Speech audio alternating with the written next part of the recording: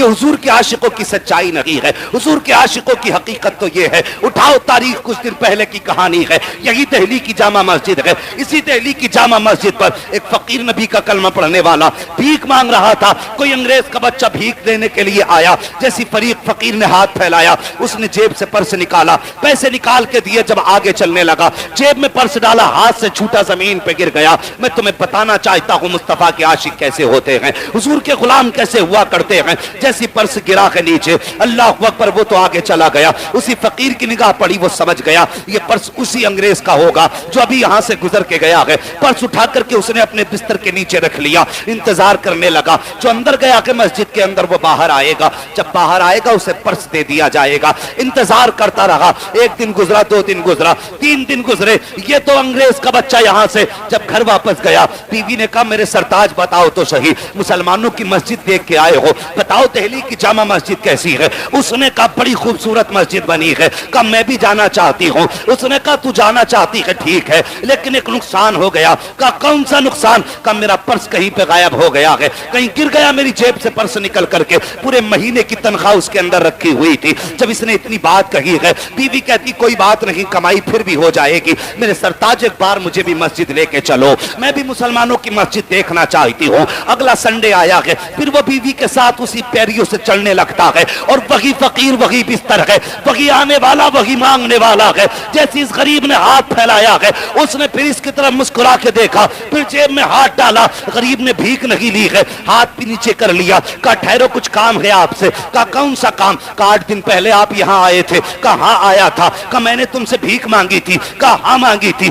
کہا تم نے بھیک بھی دی تھی. کہا ہاں دی تھی. کہا تمہارا پرس تھا. کہا ہاں تھا. بتاؤ کہاں ہے وہ پرس؟ اس نے کہا یہیں کہیں گر گیا تھا. اس مسلمان نے اپنے بستر کے نیچے سے وہ پرس نکالا. نکالنے کے بعد انگریز کے بچے کو دکھایا اور دکھا کے کہا تھا بتاؤ تو صاحب کہیں یہ پرس تمہارا تو نہیں ہے؟ اس نے دیکھ کے کہا تھا ہاں یہ پرس میرا ہے. اس نے فوراً پرس کو لیا, لے کر کے کھولا. پورے مہینے کی تنخواہ اس کے اندر موجود تھی. دیکھ کر کے حیرت میں تھا. اس نے کہا نادان تجھے پتا نہیں ہے میرے پرس کے اندر کتنے پاؤنڈز موجود ہیں. اگر تو چاہتا اس پیسے کو لے کر کے چلا جاتا, اس پیسے سے اپنی عمارت بنا لیتا. اس میں اتنا پیسہ تھا کہ تجھے بھیک مانگنے کی ضرورت نہ پڑتی. آخر تو بتا تو صحیح, تو نے میرے پرس میں پیسہ کیوں نہیں دیکھا؟ اس نے کہا دیکھا میں نے تیرے پرس کو, اس میں پیسہ بھی دیکھا. کہا پھر چرایا کیوں نہیں؟ اس نے کہا چرانا تو چاہتا تھا لیکن ایک خیال نے چوری نہیں کرنے دی. کہا کون سا خیال؟ کہا تو حضرت عیسیٰ کا ماننے والا ہے, میں محمد رسول اللہ کا ماننے والا ہوں. اگر میں اس پرس سے پیسے چرا لیتا, یہ بھی ہو سکتا تھا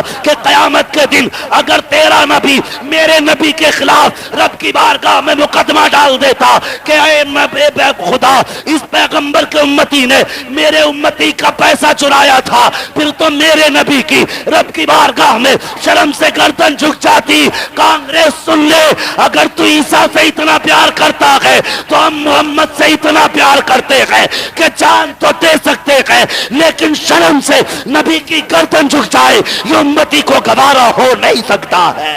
واہ, نعرہ تکبیر, نعرہ رسالت, فیضان غوث اعظم مسلک اعلی حضرت مفتی حماد رضا صاحب قبلہ.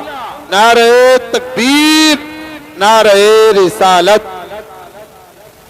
یہ ہے حضور کے غلام. خدا کی قسم فاقہ تو مر سکتے ہیں لیکن چوری, سارے بولے چوری. چوری صرف رات کو ہوتی ہے کیا؟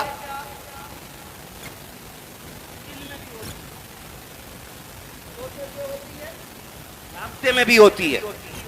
چھپا کے کی جاتی ہے نہیں, اب تو دکھا کے بھی کی جاتی ہے. آپ کہیں گے مولوی نہیں بات کر رہے, چوری اور دکھا کے. میں نے ہاں, جاؤ تولو باٹ دکانوں پہ جا کے. لینے والا باٹ 1 کلو 100 گرام کا اور دینے والا باٹ 900 گرام. یہ ہے جاگتے میں چوری. ہاں یہ حالات ہے ہمارے. مارکیٹ میں آپ جائیے, کندر کی آپ کے پاس پڑتا ہے نا, کندر کی جا کے دیکھنا اتنی لائٹ لگائے پڑے ہیں کہ آدمی کو دن میں اندھا کر کے بیچنے مال, اور لکھ دیا 1 ریٹ کی دکان. پہلی بات تو میرے حضور نے فرمایا جب بھی کوئی چیز خریدو سودا کر کے خریدو.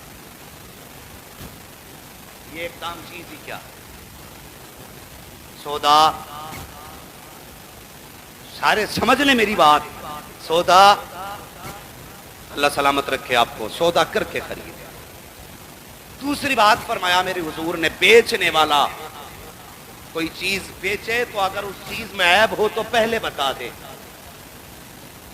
لیکن کھٹیا مال اندر بڑھیا مال اوپر، یہ بھی چوری. پھر لکھا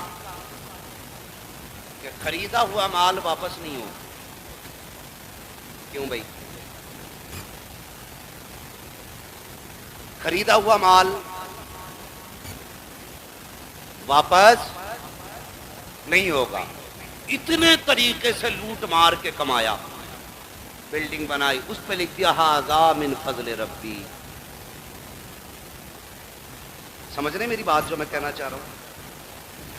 خوب مار دھاڑ کر کے بعد میں لکھ دیا ھذا من فضل ربی، یہ میرے رب کے فضل سے بنی ہے. یہ رب کے فضل سے نہیں، یہ لوگوں کا خون چوس کے بنی ہے. مزاج ہمارے بھائی، چیز لوگوں کو دھوکہ دے کے مت دینا. لوگوں سے کہتے ہیں بھائی جھوٹ نہ بول. میرے حضور نے تو فرمایا کہ جو تجارت سچائی کے ساتھ کرے گا وہ قیامت کے دن نبیوں کی جماعت میں اٹھایا جائے گا. وہ یہ کہتا جھوٹ نہ بولیں تو مولانا دکانداری چلتی ہی نہیں، مجبوری ہے.